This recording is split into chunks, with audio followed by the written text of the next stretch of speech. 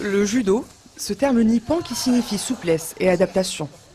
Deux qualités qui caractérisent Asma Niang, car avant de fouler le tatami, la quadruple championne d'Afrique et athlète marocaine la plus titrée dans ce sport a d'abord fait ses preuves chez les prestigieux pompiers de Paris.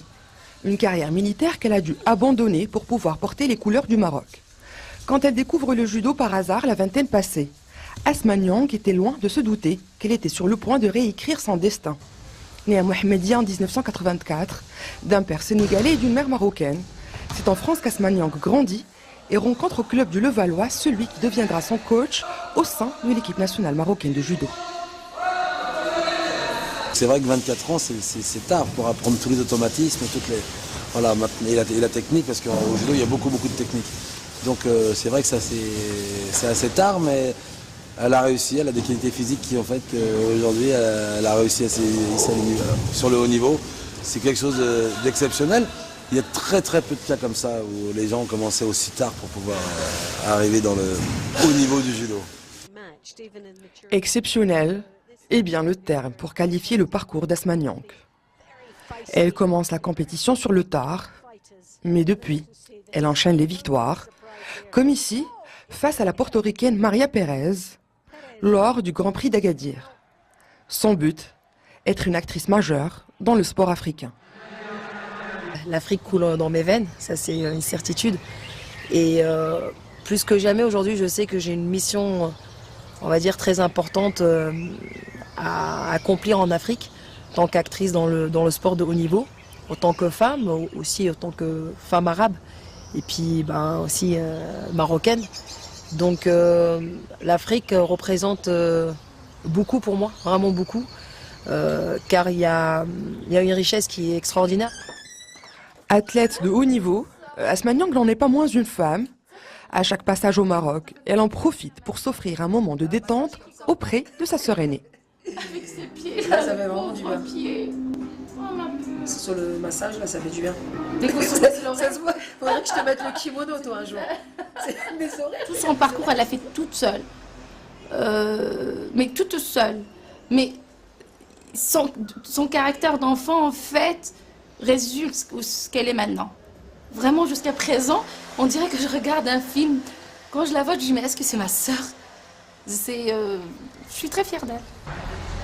Sa participation aux Jeux Olympiques de Rio était son rêve d'enfant. Cependant, son rêve aujourd'hui est de chercher une performance en 2020 aux Jeux de Tokyo, pays du judo.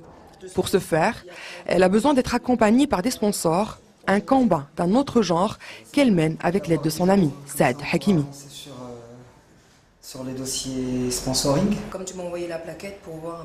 Asma Niang, Asma par sa mère, Niang par son père, c'est tout un monde. Je veux dire, elle est multi-africaine, elle est marocaine, elle est sénégalaise, elle est française, elle est tout ça en même temps. Et ce qui fait on va avoir naturellement, nous trouverons des annonceurs qui auront tout bénéfice à associer leur image à Asma Niang. Mais pour se rapprocher de son objectif, c'est en France que se déroule sa préparation au quotidien. Reste sur celle que tu as vécue là. En fait, j'ai assez de distance pour quoi qu'il arrive, je suis libre.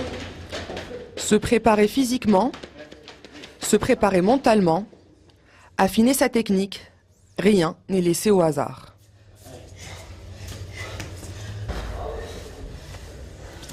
Mon rêve, c'était de faire les Jeux. Et maintenant que j'ai fait les Jeux de Rio, je pense que mon rêve il s'est réalisé. Mais maintenant, en fait, je pars pour une autre quête. Donc un autre combat. Et là, cette fois-ci, c'est pour peut-être la médaille. Vraiment, la médaille, même pas peut-être, c'est vraiment sûr. Et enfin, ce que je le veux, hein, Inch'Allah. Au fil de ses jours réglés comme du papier à musique, elle a un rituel quotidien. À midi, c'est déjeuner en famille chez sa maman.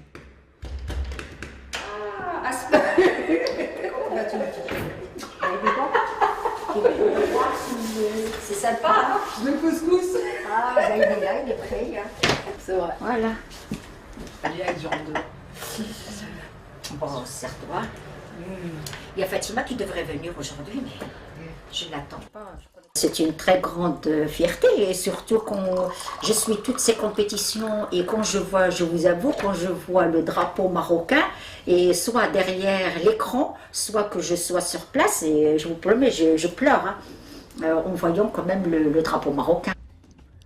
Jigoro Kano, fondateur du judo, disait « Plus l'ascension est longue, plus la montée est difficile, plus grande sera la satisfaction et plus magnifique sera la vue une fois au sommet.